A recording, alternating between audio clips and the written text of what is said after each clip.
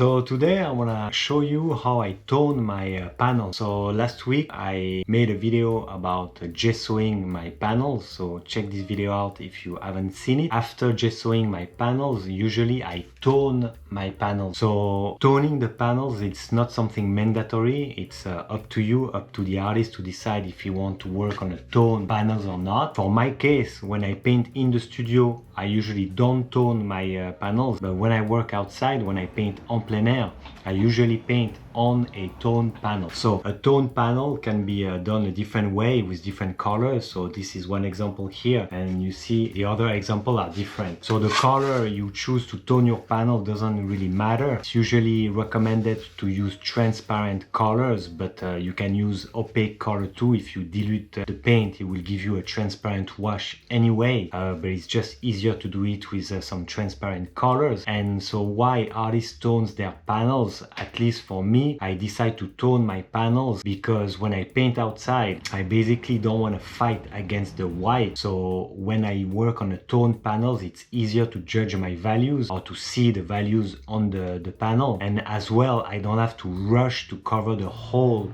panel to be able to see my painting, the progress of my painting, without seeing the white of the panel showing through the painting. So usually that's what I do at the beginning. I kind of rush to cover the whole panel. That way there's no white anymore, and I can see my painting properly and judge my values accurately. But when I go outside, I don't like to rush to do that because it takes some time to cover the whole panel. So it's a shortcut to start on a tone panel.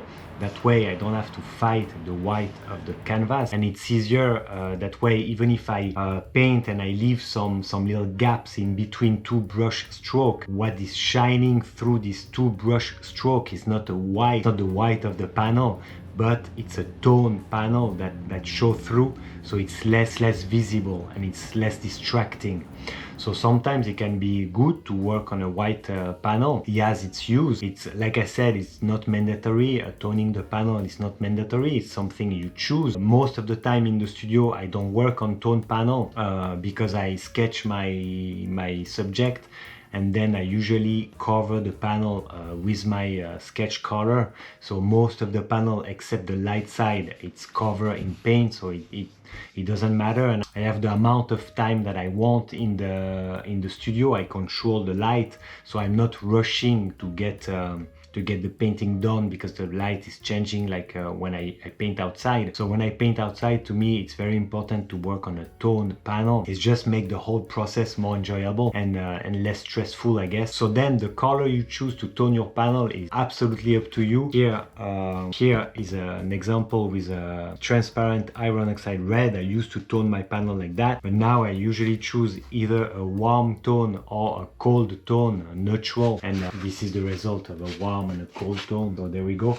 So we quick gonna go to the easel and I'm gonna show you how I do it. It's very easy. There's nothing complicated in that. It can be useful to you if you want to do it. So here now I have my palette knife. I have some mineral spirit or solvent, and I have a few panels that I want to tone. So for this I'm gonna create a neutral. I'm gonna talk more in details about neutrals and color mixing when I do my video about color mixing. So here I'm gonna create a, let's say, a warm tone. So I take some blue, I take some transparent oxide red. I'm gonna take more of the transparent oxide red because I want my tone to be warm. Again, I'm gonna talk about color mixing I hope soon on the channel, so I'm gonna talk more about color mixing at that moment when I do this video. And I just mix my color like this. There we go. And now it's very easy. And now it's very easy and very straightforward. So this is the first panel we're gonna tone. Putting some mineral spirit here on a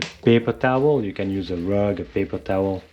It really doesn't matter. I take some paint on the paper towel. I take my panel and I just scrub the paint on the panel like that. Maybe I can put a little more of mineral spirit.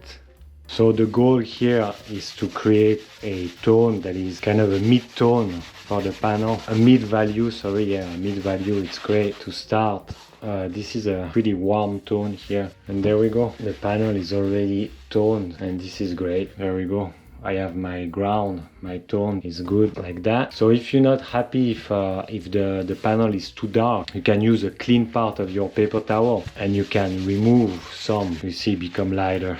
You can really choose the value you want. I usually go for a mid value, but again, this is not something really so important. I will say that I try to avoid a tone that is too dark, because if the tone is too dark, it could be useful sometimes, but I believe it's not that great to paint on a dark tone. I mean, at least for my taste. So I like to have it pretty much. I like to reach a mid value. And here, this is a warm tone. There we go. And sometimes it can be useful to have a warm tone. And now I'm gonna do the two remaining panel with a cold tone, and I'll see you when I'm done. Oh, there we go. I have a hard time holding the panel because obviously they're not dry. This is the cold tone and this is the warm tone.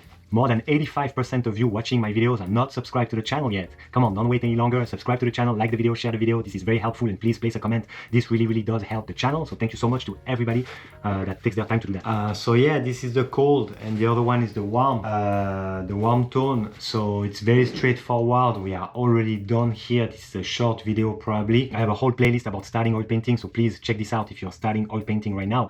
Again, toning the panels are not something mandatory. It's something up to the artist. You decide if you want to do it or not. You as well decide of the color you want to use to tone your panels. You can try some less ordinary colors, some bright or very saturated color if you want, like an orange, like a transparent iron oxide red, even a blue if you want. That's just up to you. I tried a few times some bright colors. I never really liked the result, but depending the type of painting you make, it can be very nice. Maybe for abstract or for some more contemporary result, this can have a nice result. If you paint realistically, or if you give an impression of what you see, if you paint from life like me, maybe this is something you want less, and maybe you want to use a warm tone like this one. This is the cold, or a warm tone like this one. Warm or cold tone are just what I need. You can use any paint. You can use leftover paint to tone your panels as well. You can use transparent or opaque colors. It's just easier to do it with transparent color. If you use opaque colors, you're gonna have to dilute the color with some mineral spirit that will help. Usually using transparent color is highly recommended, but you can use any color you want. Just do your own experimentation. Try to paint on some white panel, try to paint on some tone panel so you can see the difference. Again, when I paint in the studio, I'm in no rush, so I don't mind the white panel. When I paint on plein air, when I paint outdoor, I found it very useful to tone my panels down. I'm looking forward to see you in the next video.